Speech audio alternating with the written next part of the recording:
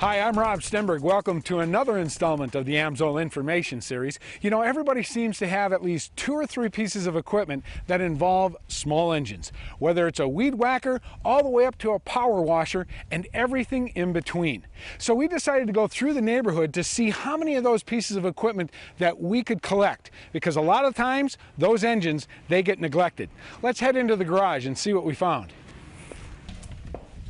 Hey Don, how you doing today? Good, Rob. How are you doing? Doing great, thank you. Thanks for being here. Thank you. Appreciate it.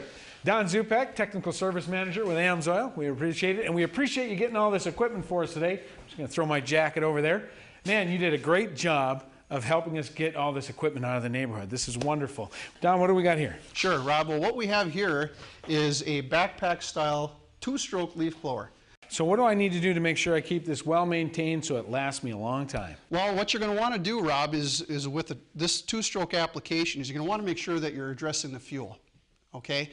Both during operation and when you're going to put it away for storage. Okay. In fact, we have 2 other leaf blowers here as well that are 2-stroke applications. These are your traditional handheld style leaf blowers. All 3 are 2-stroke, and all 3 have a very specific need to maintenance. Okay. Very small carburetors on all 3 pieces of equipment. And within the carburetor, you have small jets, you have carburetor floats. If the fuel degrades over time, it can cause issues which will end up eventually keeping the piece of equipment in the garage and not out in the yard where it needs to be. And that can cause some frustration. So what do I need to do to add to the gas?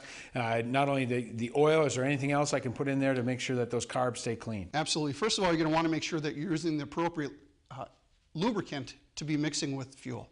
Second, during operation, during the time of the season when you're using it, you're going to want to use a quality fuel additive like AMSOIL QuickShot to keep the fuel system and fuel delivery system clean and operating efficiently.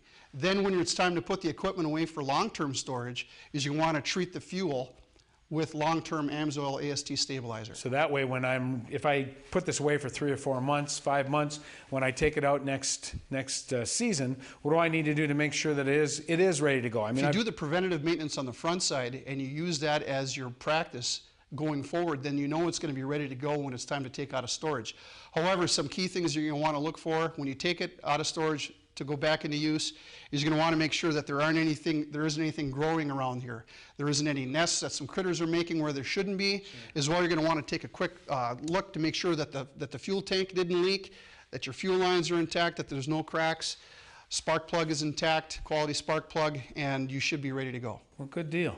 Now, are these 2-stroke generators? These are 2-stroke generators. Wow. So not only 4-stroke generators are out there, 2-stroke, which is an important thing to understand. I've never seen one that. Yeah, this is a unique piece of equipment. You don't see this every day. This is a 2-stroke generator, which can also be used to charge batteries. A lot of guys will have something like this in their boat, mobile home, RV, what have you, if they have a second battery maybe that they want to keep on a charge. What's unique to both of these, again, they're 2-stroke applications. Very, very small carburetors. If you could see the size of the carburetor on this guy here, pretty small jets. So it is key to keep the fuel delivery system clean, functional, so that the equipment runs for you when it's time to be running. Absolutely. You want to keep that boat battery charged up well. Absolutely. Now, looks like a couple of chainsaws. What do we got with this one? So this is a 2-stroke chainsaw. And some things that you're going to want to make sure that you're paying attention to is the bar and chain. You want to make sure that your chain is properly sharpened, kept sharp all the time for a long life of the chain, and that you have the appropriate tension setting on there as well. With the bar and chain, you have bar and chain oil. Bar and chain oil is crucial to the life and the longevity and the operation of the chain. In addition to that, you still have the fuel issue, which you're going to want to make sure that you're treating the fuel during the times that you're using it, as well as long-term storage when you're putting it away. Okay, so for the long-term storage now, if I put in that fuel stabilizer, I can't just top it off. I've got to run that, is it? Exactly. I got to run through? You're going to want to make sure that anytime you treat the fuel for long-term storage is that you run the fuel through the fuel delivery system, through the carburetor, so that you get that treatment throughout the engine. Now, it doesn't look like that chainsaw has a fuel delivery system. No, it doesn't, but it is a chainsaw. Yeah. It's an electric chainsaw. And believe it or not, a lot of people have these. What can be overlooked with these electric chainsaws is also the fact that it does take bar and chain oil. People think that they purchase an electric chainsaw, they don't have any lubricants or fluids, and that's not the case. So very, very important piece that is neglected more times than not is to make sure that you have the bar and chain oil level full at all times. All right, well, that weed whacker looks a lot different than the one that I've got in my garage. Well, why is that? It may be because it, as you did notice, or you mentioned, it is different. It's a 4-stroke application. Ah. As you can see here, Rob, it has an oil reservoir. Okay. Okay, so this does not take a premix. So you put the oil in the oil reservoir, and your gasoline goes in the gasoline tank. Now, are a lot of different states looking at moving to these kind of, I mean, I know there's a lot of different industries looking to go to 4-stroke. Are we seeing the same thing in this industry as well? Like the outboard industry, Rob, the outboard industry has migrated over to the 4-stroke application primarily. And with all handheld or small engine applications, they're following suit with that as well. More and more, you're starting to see more 4-stroke applications replacing 2-strokes. And if I'm used to having a 2-stroke like I do at home in that application, I move to a 4-stroke, what do I got to keep in mind? The type of fuel. Make sure that you don't put premixed fuel in here. Well, we've hit the handheld equipment. Let's head on to the front side of the table and let's take a look at some of this larger equipment. Sounds good. All right, Don, let's start down on the end here. Looks like we got one heck of a heavy-duty generator. Yeah, we do, Rob. This is a heavy-duty generator. You're going to see this type of generator on work sites, construction companies. You're going to see it powering cabins, that type of situation. Again, 4-stroke application. You're going to want to make sure that you're treating the fuel like we are with the 2-strokes the same way. Right. This generator, as you can see, has an oil filter on it. Okay. So you're going to want to make sure every time you change the oil that you're changing the filter, making sure that the filter isn't leaking in the meantime. Okay.